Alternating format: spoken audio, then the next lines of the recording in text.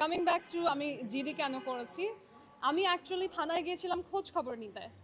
যেহেতু রমনা থানারই আমি একজন নাগরিক এবং এখানেই আমার ভোটিং সেন্টার, সো আমি ভাবলাম যে এবং তারা অনেক দিন ধরে আমাকে এমনিতে যখন আমি প্রচারণায় বের হয়েছি আমাকে সিকিউরিটি দিয়ে আসছিলেন।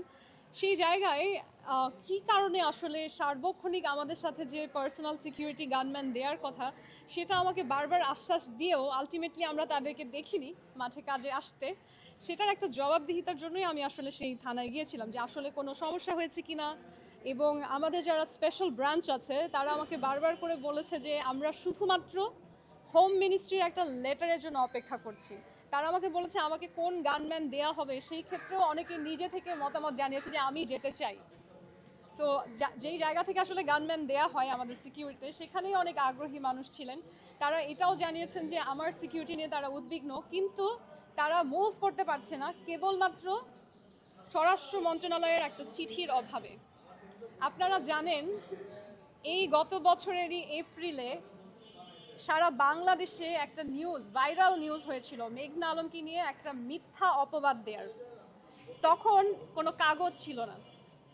আমাকে যে তুলে নিয়ে যাওয়া হয়েছিল আমার বাসা থেকে, আইনি পদ্ধতিতে যে কাগজের প্রয়োজন হয়, একটা ফর্ম্যালিটি, কোনো কাগজ ছিল না, কোনো মামলা ছিল না, কোনো এফআইআর ছিল না, কোনো লিগাল কমপ্লেইন, কোনো নন ফর্মাল ইনফর্মাল কোনো কমপ্লেইন, দেয়ার ওয়াজ নাথিং।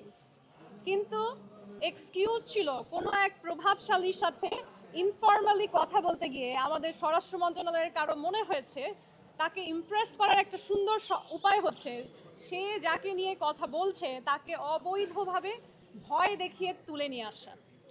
এই যে ডিসিশনটা, স্বরাষ্ট্র মন্ত্রণালয়ের এই যে ডিরেক্টিভটা কোনো রকমের আইন না মেনে, তখন কিন্তু তারা এই ফর্মাল কাগজের জন্য অপেক্ষা করেনি।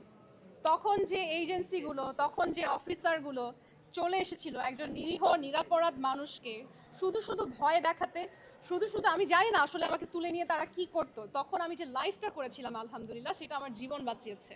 কারণ সেই লাইফটা হওয়ার পরে আমাকে কোনোভাবে কোনো মিথ্যা, কোনো ড্রাগস বলা বা কোনোভাবে আমার উপর কোনো আক্রমণ করা, কোনো কিছুই তাদের পক্ষে সম্ভব হয়নি, কেননা it was all captured in on camera.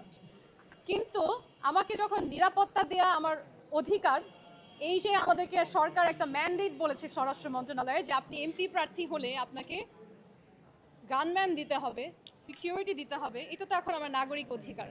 এটা যখন দেওয়ার সময় এসেছে তখন সেই একই স্বরাষ্ট্র মন্ত্রণালয় কাগজটা ইস্যু করতে পারছে না, তখন সেই একই এজেন্সিগুলো কাগজের অভাবে মুভ করতে পারছে না।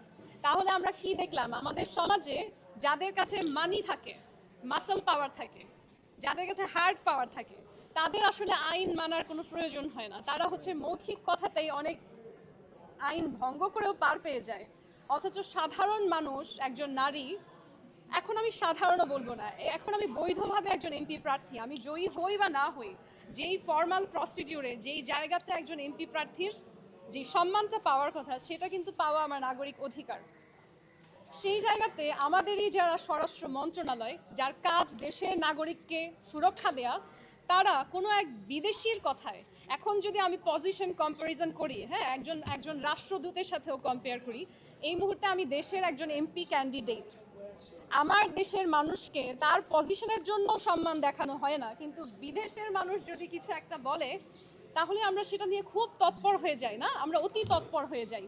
আমরা যখন আধিপত্য নিয়ে কথা বলি, বিদেশি আধিপত্য, একটা দুইটা দেশ বললে হবে না, আগে আমাদের নিজেদের ভেতরের কভার্ড রেসিজম দূর করতে হবে। আমরা যে নিজেদের চেয়ে বিদেশিদেরকে উৎকৃষ্ট মনে করি এবং তাদের কথায় সব কিছু ধরেই নেই যে তারা সবাই হচ্ছে সদা সত্যবাদী এবং আমাদের দেশের নাগরিকদেরকে সুরক্ষা দেয় না, এই জায়গাটা থেকে নিজেদেরকে সংস্কার করতে হবে। সো আমার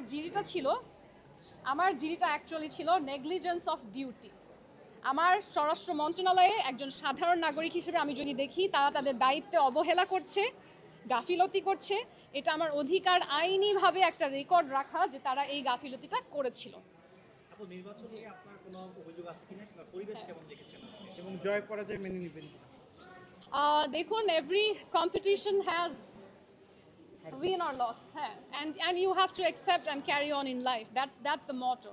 কিন্তু যে আসনে আপনারা প্রচারণা করেন অনেক বছর ধরে, আপনারা জানেন যে আসনে নারীরা ভয়ে, নিরাপত্তার অভাবে নির্বাচনের মাঠে আসে না, যেখানে শুধুমাত্র শক্তিশালী হেভিওয়েট পুরুষ প্রতিদ্বন্দ্বী দেখে এটার কনসিকুয়েন্স কি হবে আমি ভোটে দাঁড়ালে, এইটা ভেবেই যেই জায়গায় নারীরা অংশগ্রহণ করে না, সেইখানে এমন একটা সময়ে যখন দেশে মাত্র 3 থেকে 4% অলমোস্ট নেগলিজেবল